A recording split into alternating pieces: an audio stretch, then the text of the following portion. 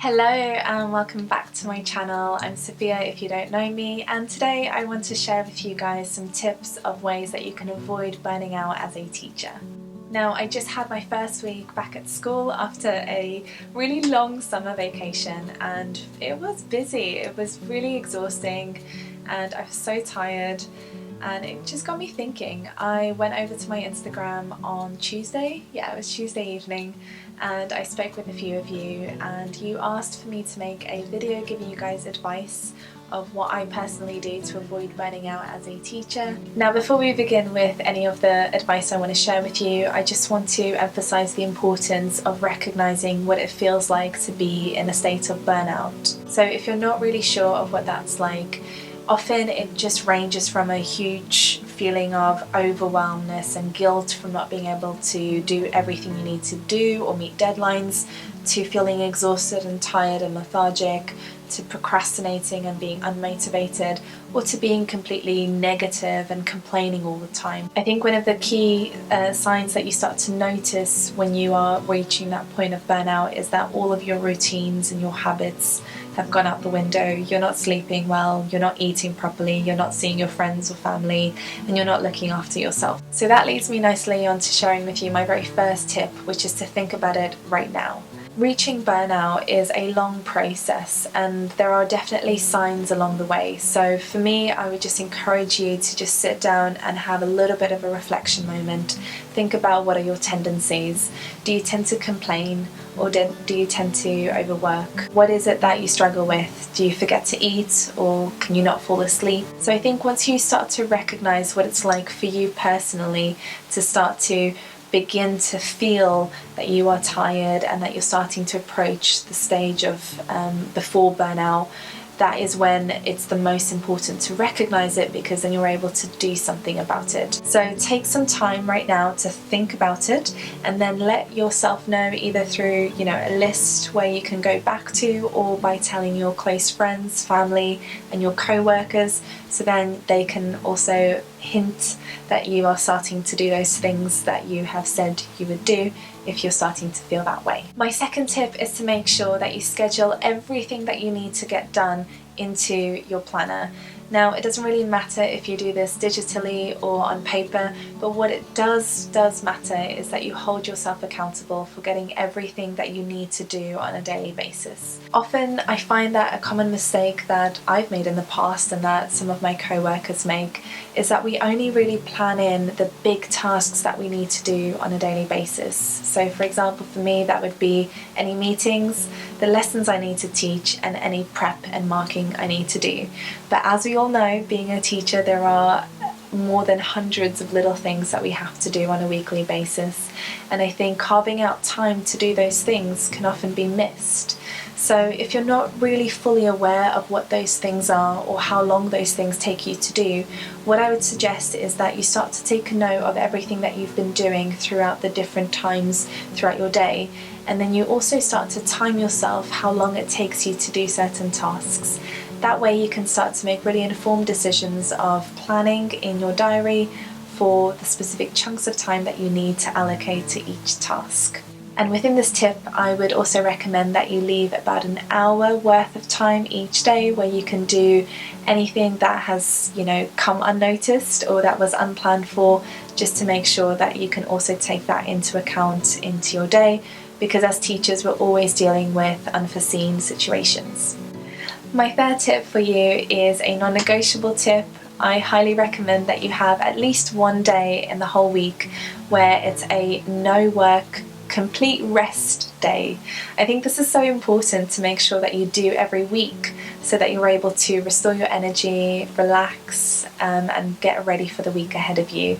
How you choose to spend that day is completely up to you, but I always recommend to make sure that you get outside, spend some quality time with friends and family, and also spend some time with yourself doing a hobby that you really enjoy doing. My fourth tip is very similar to this last one that I just spoke about, but it's more specific to do with your work week. I would highly recommend that you have one day in the work week where you leave work on time. I know it's so difficult as a teacher, but for example, personally, I always like to work until about 5:30, which is roughly 2 hours after I've taught my last lesson, but I always make sure that on a Wednesday I leave pretty much straight after my last lesson that I've taught.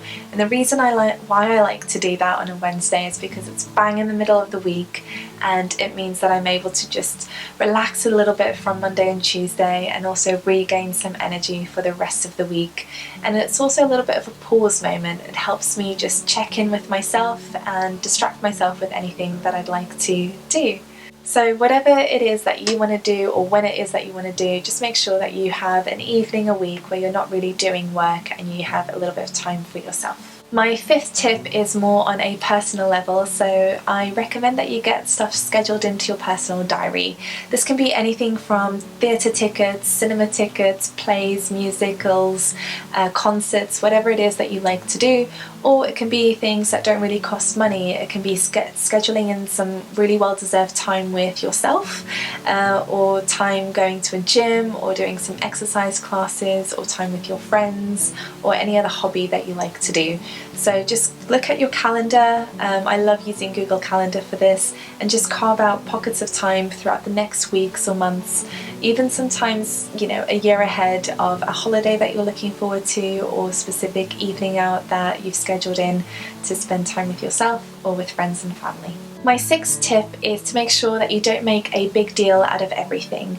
There will definitely be pressure points throughout the academic year where you're going to have lots of deadlines and a huge workload at that point. And I just want to make sure that you think about when those things are, and also anticipate being able to spend a little bit more time getting ready for those things. During those stressful periods, it's always common to exchange some comments with colleagues and perhaps complain, and I think it's absolutely fine and normal to feel that way and to want to empathise with other people, but instead of using that as an opportunity to be more negative, my advice is to be more positive and encouraging. So lift yourself up and lift your colleagues around you up as well, and encourage each other. And I think if you have that mindset and that attitude, then those things that are overwhelming you are going to seem like they are a breeze, and you will be able to overcome any obstacles that come your way. So don't stress, it will all get done within time. We've got 2 more tips to go. So my second to last tip, tip number 7, is to make sure that you move and that you get some fresh air. I think it's so important to exercise, whatever it's like for you, whether that means going to an exercise class or a gym or just getting outside, doesn't really matter. What matters is that you are moving your body and that you're looking after your body. I think as teachers we often forget what it's like to be outside. We're cocooned in our classrooms with our students, and we forget to go for a walk or get a bit of fresh air. And I think it's so important to do that. You feel much more accomplished, you feel better, oxygen is flowing throughout your body, endorphins are being released. So definitely prioritise exercising, as it's going to make you feel so much better. Which leads me nicely onto my last tip, which is a personal tip. It's to make sure that you get routines established at home. I think it's so important to make sure that you've got a morning routine and an evening routine down.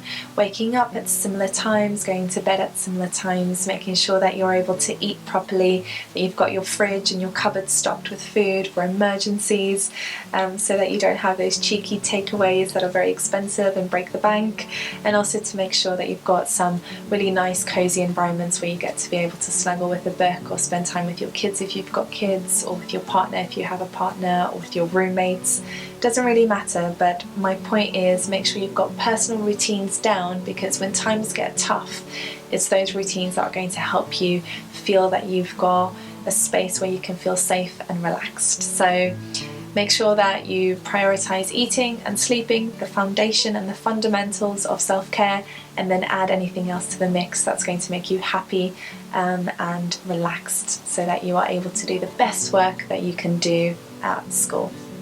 And there you have it. I hope you have found these tips and these pieces of advice useful wherever you are, whatever stage you are with your career. If you have found them useful, then I would love for you to give this video a thumbs up and subscribe to my channel so that you don't miss a video in the future. And if you do have any more other tips or advice that you'd love to share with our community, please do post that in the comment section down below. Now, my name is Sophia, I'm from The Broken Chalk. You can head over to my Instagram for more daily or weekly updates. But for now, I hope that you have a joyous, a beautiful and a wonderful evening and day ahead of you wherever you are in the world, and I will see you soon. Bye bye.